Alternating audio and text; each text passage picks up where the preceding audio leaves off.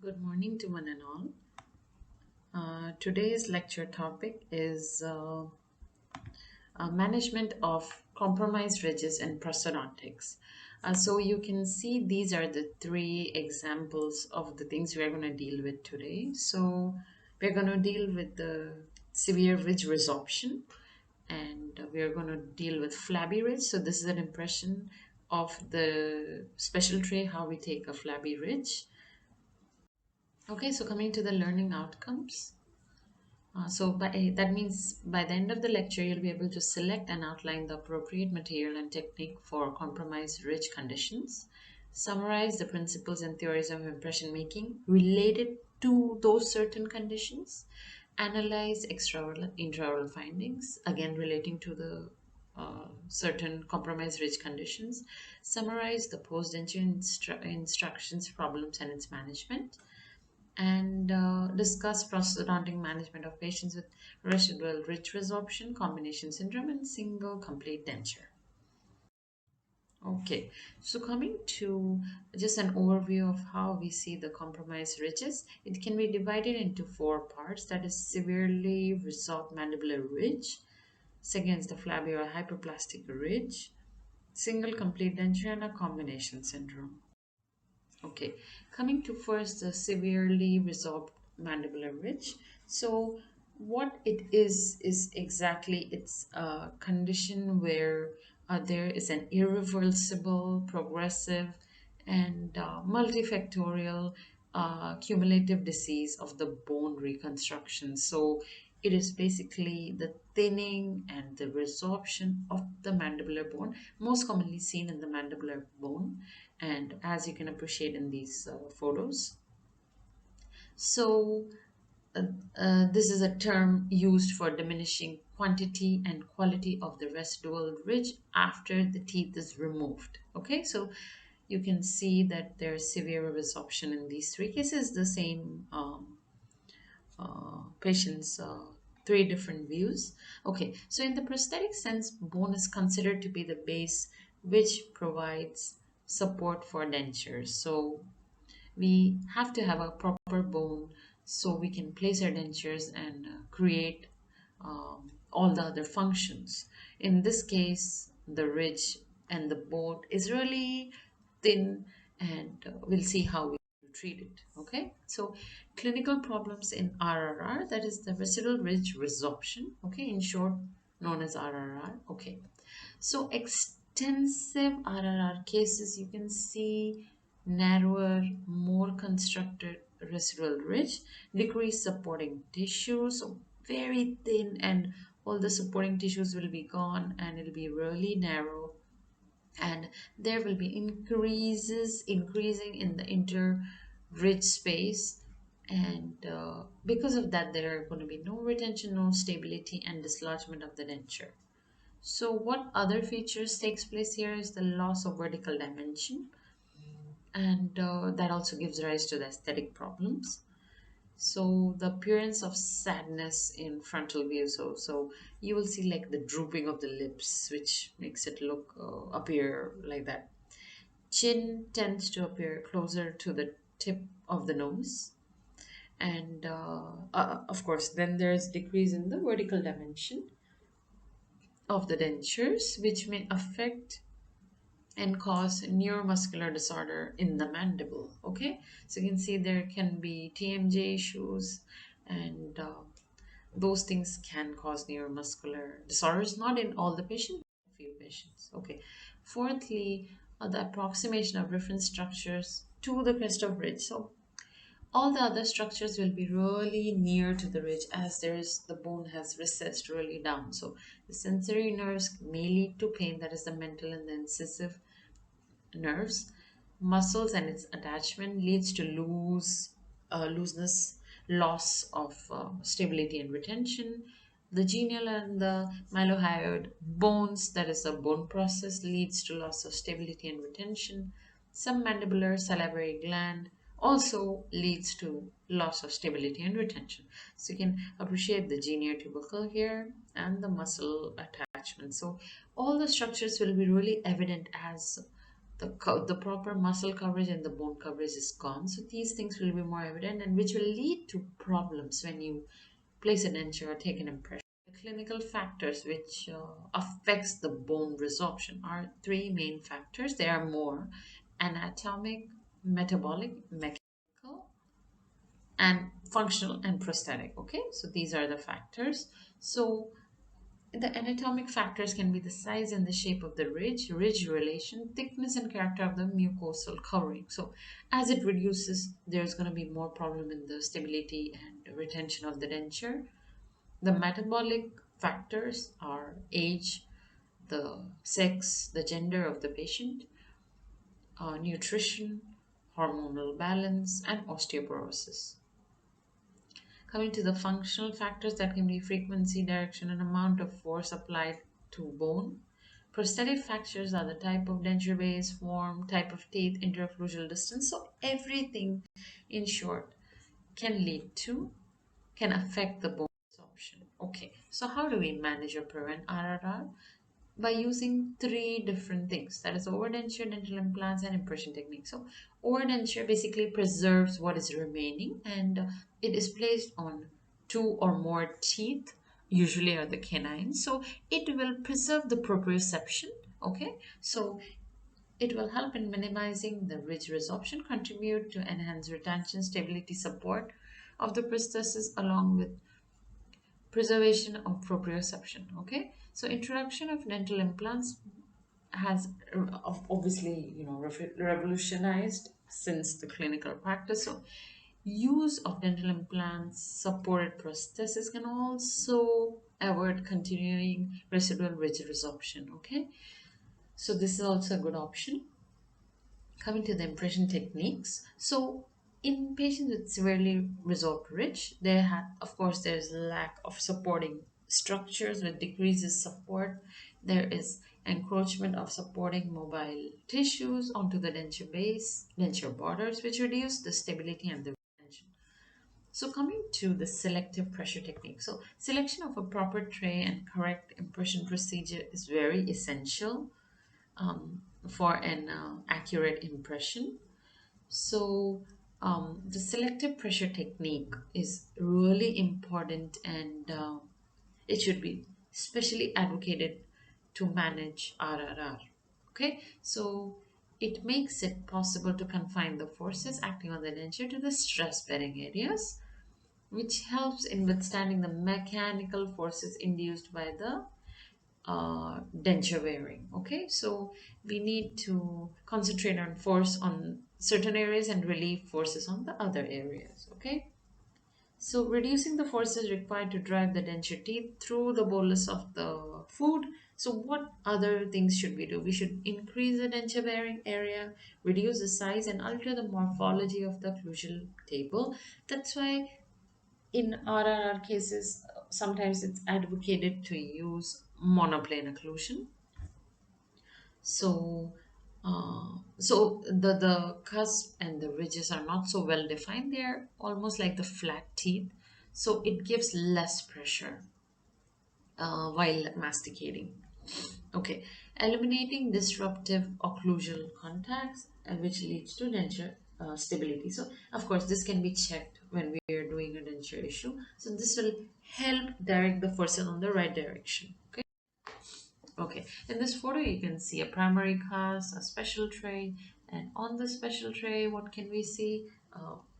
Sorry, impression, and then the special tray. So, um, special tray, and you can see a spacer, a relief vac, stoppers. Okay, and of course the bottom molded area. Okay, so it's the normal usual technique which we are using. Okay, so that's how it can be managed. Okay, now coming to managing hyperplastic or flabby tissues. Okay, so the etiology is the chronic irritation happens when patient is wearing old loose dentures. Okay, load concentration happens on the anterior segment of the ridge. There's a rapid ridge resorption, and coming to the combination syndrome, so which will be we will be discussing now, and not removing the dentures during the night, allowing the basal seat mucosa to regain its resting form. So that's why, it's important to remove the dentures at night. Anterior over erupted natural teeth against the edentulous ridge. Okay, denture instability due to underextended phalanges. So these are some factors which can lead to flabby tissues. Okay, so here you can see there are some flabby tissues. Here there's some hyperplasia going on. Okay, all the photos, it's on different regions. These are all flabby tissues. Okay. Okay, so after pouring the cast, what do we get? So this is a combination syndrome patient, and what do we get is a specific pattern of resorption when anterior mandibular teeth are regained and are opposed by complete maxillary denture. The premaxilla undergoes severe resorption and usually accompanied by fibrous hyperplasia of the maxillary tuberosity. Okay, so this is one of the main features of the combination syndrome. Okay, so coming to the clinical signs of combination syndrome. All right, so these are loss of bone from anterior part of the maxillary ridge, overgrowth of the tuberosities, papillary hyperplasia in the hard palate, extrusion of lower anterior teeth, and loss of bone under the partial denture basis. Okay, so you can see all these factors are denoted in this photo. Okay. Okay. So you can see that there are anterior ridge which is there, and there is hyperplasia of the hard palate, and there's extrusion of the lower anterior teeth. Okay, and there are overgrowth of the tuberosities, which of course you cannot see in this photograph. Okay. So this is just the X-ray, the OPG showing the same patient's photo. This is after the restored, prosthesis. So upper complete denture and an RPD for the lower. Okay. Coming to the clinical changes, so there is loss of vertical dimension of occlusion, occlusal discrepancies, anterior repositioning of mandible, then poor adaptation of prosthesis. Then there are other epilase changes and periodontal changes. Okay, so additional changes can occur, which is like the poor aesthetics, migration of denture, early loss of bone in the anterior part of maxilla, then posteriorly enlarged fibrous tuberosity, migration of occlusal plane, migration of natural teeth, and inflammatory papillary hyperplasia of the palate. Okay, so we have seen this in our previous slides. Okay, so coming to the management, how do we manage combination syndrome? So, uh, avoid the combination of a complete denture opposing a class 1 mandibular RPD. So that's the Kennedy's class 1. Retaining weak posterior teeth as abutments by means of endodontic and periodontal um, techniques, and overdenture on the lower teeth, and then positive occlusal support for mandibular RPD, rigid stable designs. Okay, so design the RPD or CPD well, and have the proper force directed to the proper directions, have all the components covered. Then the status of the artificial posterior teeth. Okay, that is also important. Properly selected. Implant supported fixed prosthesis. Okay, so maxillary osseointegrated implants can be done, and augmentation of the maxilla. So that means like the correction of the ridge.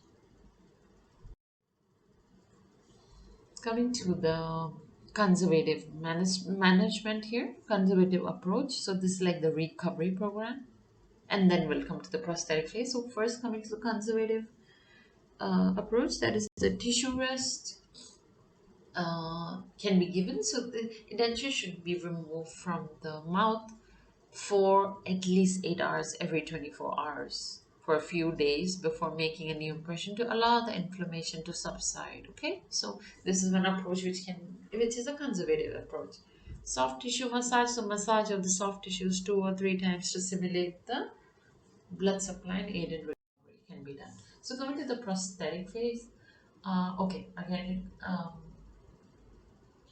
it compromises of 3 things. That is the impression. So again, selective impression pressure technique, selective impression technique. Okay, centric occluding record. So the ejaculation is, recorded using the check bite technique with the least possible displacement of the tissues. And the centric relation should be recorded with least possible displacement, okay, of supporting tissues by applying minimal closing force on the tissue. Okay, and the third one is occlusal form and posterior teeth. So posterior teeth should be arranged in relation to the neutral zone. So we'll see what that is, and it should reduce buccal lingual width of the teeth to reduce the pressure on the tissues. Okay, so and the patient should have proper denture insertion instructions given and periodic checkups. So sorry. So coming to the surgical approach, so we have learned the conservative approach, prosthetic, and this is the surgical approach. So surgical management, which involves removal of the fibrous tissue um, to leave a firm ridge. However, removing the shock absorbing flabby tissue may lead to trauma of the underlying bone, and that will make the patient feel sore and there can be an increased bulk of the denture material because of the soreness and because of the bulk.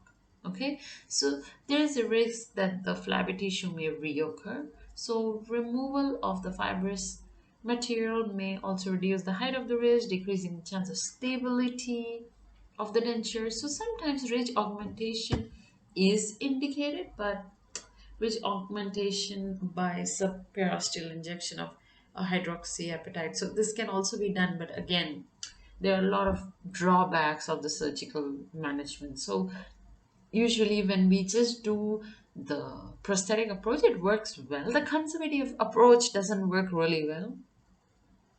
Of course, you can use it daily, but the prosthetic approach works really well.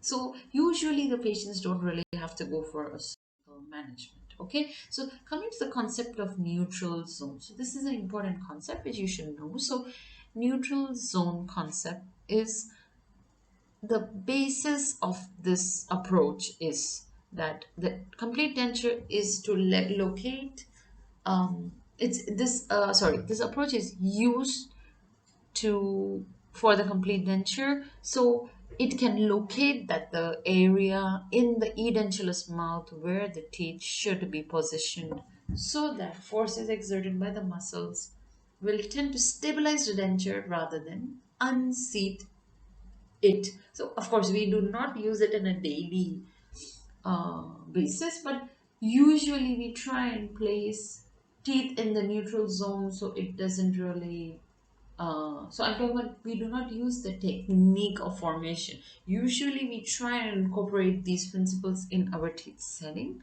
So and so there's no displacement and the denture is stable. Okay. So you can see that this is the maxilla, the cheek, the potential denture space, the tongue, the mandible.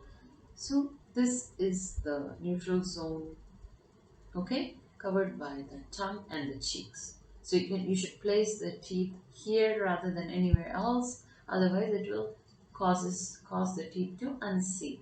Okay, so rather it should have a stability. Okay, so it's basically following the principles of tooth setting.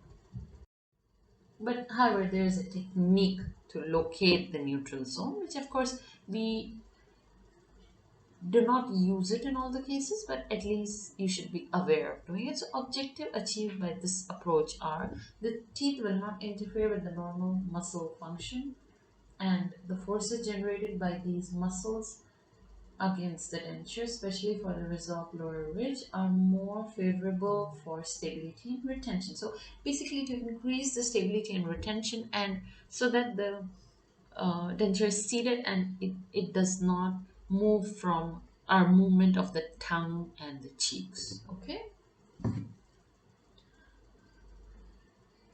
so basically, okay. So I can show you in a photo. So what is there is that the first of all the individual trays are constructed and adjusted carefully in the mouth so that these are stable on opening the mouth, closing the mouth, swallowing, speaking. Okay, and here the difference is that the modeling compound, okay, that is the impression compound, is used to fabricate the occlusal rims. Okay, so this occlusal rim has been fabricated by that, you can see. Okay, and after that these rims are molded intraorally. Okay, so they are just molded a little bit intraorally according to the muscle function, and the recording of the neutral zone is done, obtaining the final impression. Okay, so once the final impression is obtained, final determination of the VDR and the centrogulation is obtained, then the cast is poured, forming a plaster index. Okay, so you can see that the cast is poured and this is a plaster index. Okay, and their articulation is done and the teeth setting is done. Wax trying of the denture and verification of the tooth position is done intraorally. Okay, and finally obtaining, so this is the plaster index, which again after placing the teeth you can put it in the plaster index of here, the one we created here, and you can check where is it really falling in this zone, which is the neutral zone. Okay, and what we can do is we can stabilize and contour uh, the certain areas which are supposed to be, in contact with during the wax up. So you're supposed to cover the remaining area properly. Okay, so like this, we are following the neutral zone technique and setting the teeth on the neutral zone. Okay, and um, if any questions are there, please let me know, and we will uh, we will we will just discuss it in the department, or you can refer to our prosthodontics books. Okay, thank you so much.